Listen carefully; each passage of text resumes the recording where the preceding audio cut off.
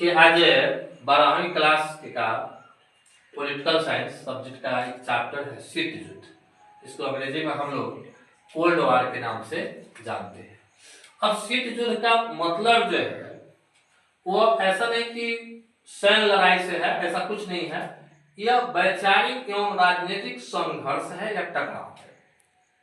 उसमें हुआ क्या कि 1945 यानी हम लोग ये समझते हैं कि 1939 में जो सेकेंड वर्ल्ड वॉर हुआ और ये जाकर के खत्म हुआ 45 में, उसके बाद से हमारे पूरे विश्व में दो महाशक्ति उभरा।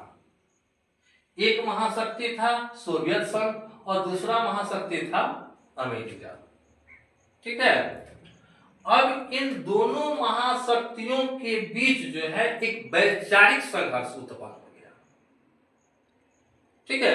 और इन दोनों महाशक्तियों के बीच जो वैचारिक एवं राजनीतिक संघर्ष जो उत्पन्न हुआ, इसी को हम लोग शीत युद्ध के नाम से जाने। कभी कभार तो ऐसा हुआ इस कालखंड में कि दोनों महाशक्ति उस स्थिति में पहुंच गए कि एकदम विश्व के बहुत सारे राजनीतिज्ञों ने और देशों ने यह मान लिया कि अब यह युद्ध सैन्य युद्ध में बदल जाएगा, परंतु सैन्य युद्ध हुआ नहीं हुआ। तो यह सोवियत संघ जो था साम्यवादी विचारधारा के मानने वाला देश, अमेरिका जो था पूंजीवादी विचारधारा के मानने वाला देश। अमेरिका चाहता था कि हम पूरे विश्व में पूंजीवादी विचारधारा का जो है ना प्रचार प्रसार कर दे, पूंजीवादी विचारधारा पूरे विश्व में चले, इसी से विश्व का कल्याण संभव होगा। सोवियत संघ का मानना था कि नहीं, पूंजीवादी विचारधारा से विश्व का कल्याण होने वाला नहीं है, यहाँ तक कि किसी भी देश का कल्याण होने वाला नहीं है, इसलिए वह पूंजीवादी विचारधारा का घोर विरोधी था। तो दोनों जो महाशक्तियां थी एक दूसरे की विचारधारा के घोर विरोधी थे और दोनों इसी में जो है ना दोनों में राजनीतिक और वैचारिक टकराव उत्पन्न होते रहते थे। यानी ये भी बताया कि स्थितियां उत्पन्न होती थी कि सैन्य युद्ध की नौबत तो आ गई, लेकिन सैन्य युद्ध हुई नहीं। इसके पीछे एक बहुत बड़ा कारण था, यह था कि दोनों समझदार थे। ये दोनों समझते थे कि सैन्य युद्ध यदि हो जाती है तो हम दोनों को बहुत भारी नुकसान पहुंचाना पड़ सकता है। तो समझदार व्यक्ति जो है ना कभी सैन्य युद्ध के समर्थक नहीं होते हैं, इसलिए सैन्य युद्ध नहीं हुआ।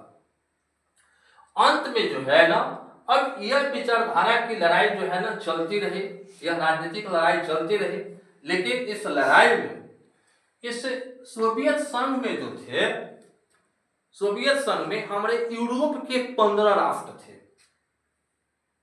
सबसे बड़ी बात है, ये कई राष्ट्रों का संघ था, यूरोप के 15 राष्ट्र थे।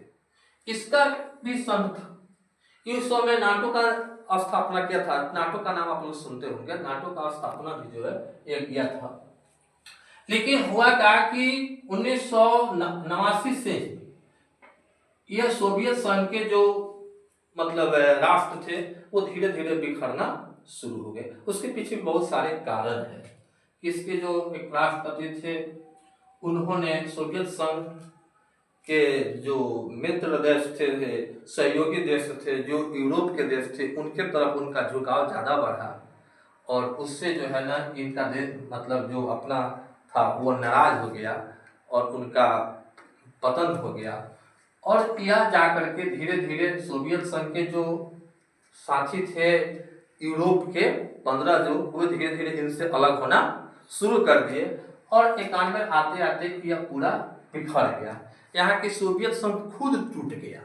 ठीक है, सोवियत संघ टूट करके एक रूस बना, एक यूक्रेन बना, जो आज देखते हैं कि रूस यूक्रेन में जो है एक बेलारूस बना। ठीक है ना, ये सब तो 91 आते आते यह पूरा सोवियत संघ टूट गया। यानी सोवियत संघ को पूरी तरह से तोड़ देने में अमेरिका का जो कूटनीतिक चाल जो है ना पूरी तरह से सफल रहा।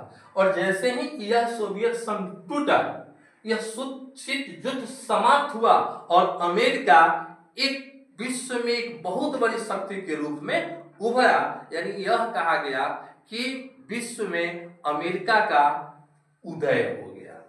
ठीक है, एक महाशक्ति के रूप में अमेरिका जो है ना उदय हो गया। ठीक है। तो ये रहा शीत युद्ध।